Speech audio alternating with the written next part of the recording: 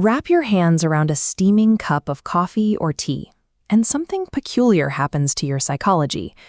Researchers have found that the simple act of holding a warm drink causes people to experience sudden feelings of empathy, tenderness, and warmth toward the strangers around them.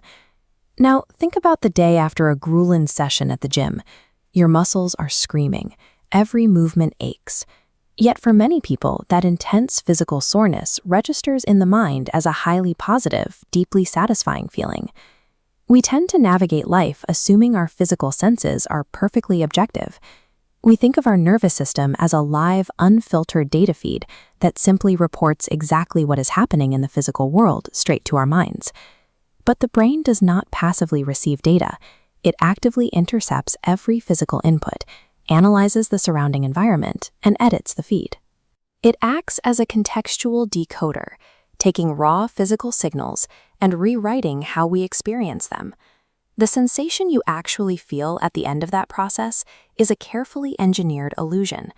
It decides to add emotion, intense suffering, or genuine pleasure to a physical signal based on a single ruthless criteria: whatever will keep you alive. When pressure hits your skin, a signal travels deep into the subcortex, where the brain runs a rapid threat assessment. Once cleared, the signal moves into the cortex, exploding outward to simultaneously activate an extensive web of brain functions, like attention, memory, and emotion. We use this hidden emotional web constantly. In a multi-country study, actors were tasked with conveying emotions like anger, love, and frustration to blindfolded participants using only a touch on the hand. Astonishingly, participants correctly identified the precise emotions about 75% of the time. The effects of this emotional processing ripple through our physical health. Medical research shows premature babies who receive regular physical touch from their mothers develop significantly faster. Similar studies reveal that massages actively strengthen the immune systems of newborns. Touching someone's shoulder or the palm of their hand provides the physical input required for optimal human communication. This evolutionary network is vital to our social bonds and our physical health. We can see how critical this editing process is by looking at the most extreme physical sensation: pain. Babies born with a defect that prevents them from feeling pain rarely survive past age 6. Without that severe warning system, they sustain frequent injuries and deadly infections. Because pain is so vital, the brain treats it uniquely.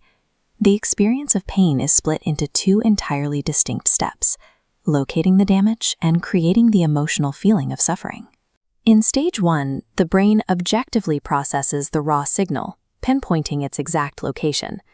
In stage 2, it artificially wraps that coordinate in suffering to motivate your escape. But an override exists. If the pain promotes survival, like a hot shower, it replaces suffering with pleasure. Suffering is not an inevitable physical reaction. It is a motivational tool that your brain deploys, or withholds, based entirely on its assessment of your survival. Sometimes this sophisticated contextual decoder breaks down. In the case of chronic pain, the physical tissue of the body has healed entirely.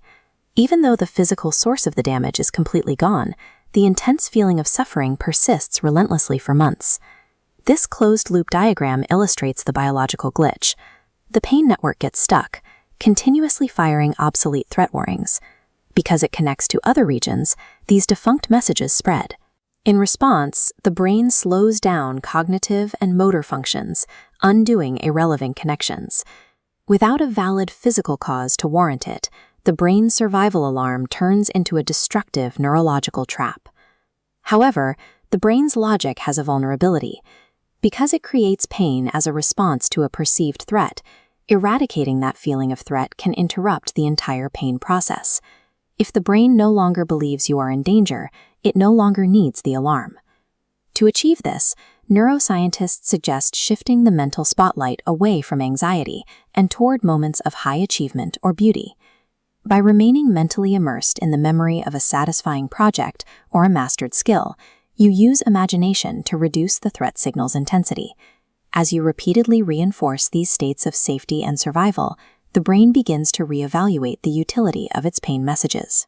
Over time, as it recognizes these threat alerts no longer match your internal state, it begins to undo those irrelevant neural loops, effectively causing a short circuit in the chronic pain network. Our physical experience of the world is incredibly pliable. Once you recognize that the brain is a storyteller, you gain the ability to influence the plot. By changing the emotional context of our reality, we can shut down invisible pain and reshape how we feel the world.